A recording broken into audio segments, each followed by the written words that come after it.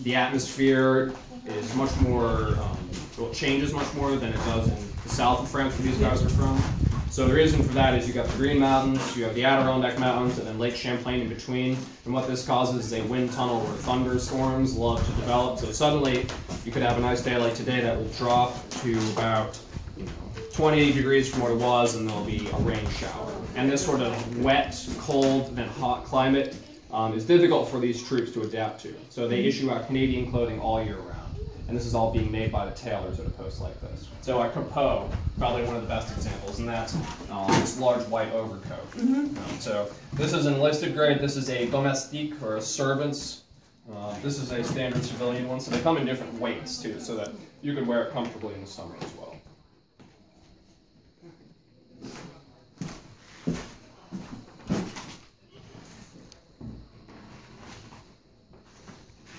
Hello.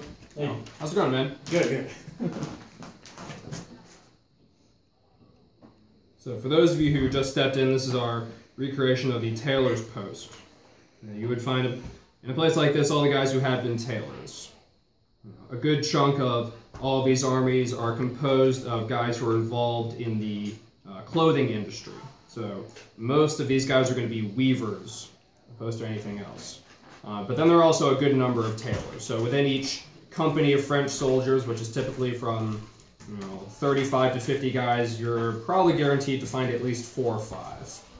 And the responsibility of these guys, of course, is to make up additional clothing for their respective regiment. So that could mean make additional Canadian clothing when the season calls for it, such as mittens. That's one of the most documentable things you can find being done at the beginning of the winter campaign. You also find that ready-made uniforms are coming from France, and these need to be altered as they're issued out. So a vest, like this garment, you get one of these every year. You get a pair of breeches every year. You get a pair of gaiters every year. These come in standardized sizes and will need to be altered. You get a habit, this garment, every 2 years because it is your full dress uniform, and therefore you're not going to be wearing it as frequently. These tailors are also in 1756, and then following, you're probably making all of the clothing for the officers. So in May of 56, there's a series of transport ships that bring reinforcements to New France, and then also they are bringing lots and lots of other munitions. And one of these is all of the material intended to clothe the officer corps. So there's this great list of all of the woolens, all of the buttons, all of the linens, intended for a variety of purposes, that are all supposed to go to the French officers. So French officers are supposed to clothe themselves, and they have to follow certain parameters for their uniforms, but they have much more liberty in what they look like. So for example, their waistcoats can be white, red, or blue, whereas a standardized soldier has to wear the uniform of his regiment. Now, the reason why they're sending all the cloth is the fact that there really isn't a textile industry in Canada that is capable of clothing the French officers, and this is because New France is a colony, and therefore their job is to make raw materials shippable, and they're not really producing all that much. You would find that even candles and such things are coming from France. Glass is coming from France, literally everything.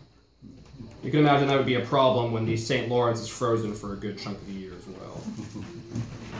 So one of the other things they're doing is making up things that don't necessarily have anything to do with clothes. So on the same group of transport ships, there are lots and lots of textiles that are intended for other things. So there is linen that is intended for ration bags, specifically peas and flour.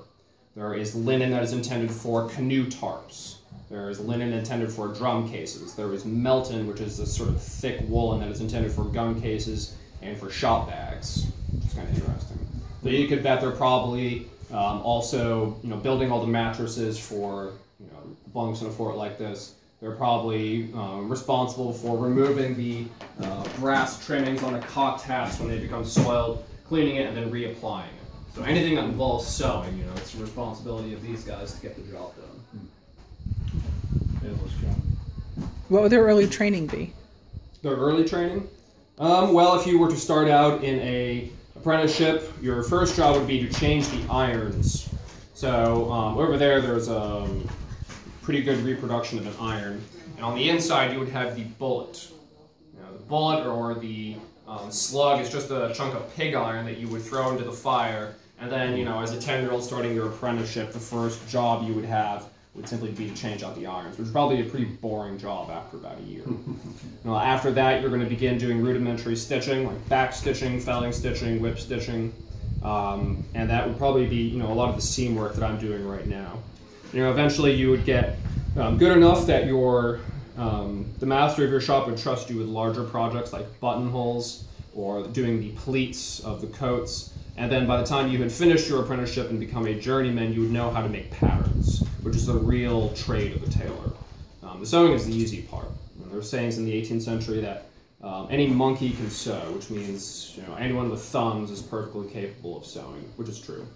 In a garment like this, there's 4 or 5 different stitches, and I'll probably do all of them easily 1,000 times. And if you don't get it after that, then you should probably find a different trade. But when it comes to their training in the army, they would already know everything that they need to know when it comes to making these sorts of uniforms. Most of that's because at this point, the army follows civilian fashion, whereas today it's the other way around. So that's why you see very ornate buttonholes on the backs of these coats. So if you go into our textile collection and look at the Stephen Jakeways coat, it has the exact same buttonholes on the back here. That's why they're wearing the large cocked hats, which it seems sort of silly when it comes to waging war, especially when you're in the woods. However, if you are not well-dressed or professionally dressed, then you're not very intimidating, and if you're not intimidating as a soldier, you're not a very good soldier. So they're putting a lot of effort into being well-dressed. And consequently, when an army follows civilian fashion, these guys are going to know how to make all the clothes that are necessary. So today it's flip-flop. It's kind of cool. Today, we follow army fashion. So camouflage, that's a big one. Cargo pants, another big one. In fact, t-shirts are a product of World War II as well. The army needed an undressed garment, and thus they came up with a t-shirt. A lot of the hats we wear, they all derive from the army. A lot of the cuts to our jackets come from, say, flight jackets. In fact, zippers don't become popular until the 1950s when all the fighter pilots get back from World War II. And because fighter pilots are awesome, suddenly zippers become the rage because their flight suits have got zippers on them. It's all fashion. What would their pay be? French soldier is not making all that much. So, yep, see you later, man. So he is getting X amount of leave a year, or pounds, it really depends. But when you take into account all of the stoppages, so he pays for his uniform, he pays for his food, his transportation, any equipment lost, he ends up with typically around 13 leave a year. However, a French soldier has the opportunity, in most cases, to apply for extra work, not only, say, in a garrison, like in the city of Quebec, there's an example of a French soldier who ends up being a clerk for one of the merchants, therefore he's making extra money. In a place like this, you find that working in the fort is extra pay. Now, it's interesting in that the engineer actually pays the French soldiers an exorbitant amount of money. In fact, the officers complain very bitterly that these guys have way too much money and they're getting into trouble. They're gambling with it. And they're also buying excessive amounts of alcohol, tobacco, whatever they want from the canteen. However, the engineer has sort of tricked them in that he's giving them paper script for their extra work building this fort. That paper script is only really redeemable at the canteen that he has provided, which sells all the amenities a soldier would want, because there's nothing around here. It's the only place to go. He then takes this paper script and then exchanges it in Canada for more than it's worth. So he makes basically money hand over fist as the war goes on. The longer the construction of the fort goes on, and it's never really finished, the more money he makes. It's really going to depend on where a soldier is, it's how much money he's going to make. And it's difficult to compare to our modern dollars because of the inflation, deflation of currency that is, going on today and has been going on for 200 years. And it's very difficult to, say, compare the American dollar to the, French livre of the 1750s, especially because it doesn't exist anymore.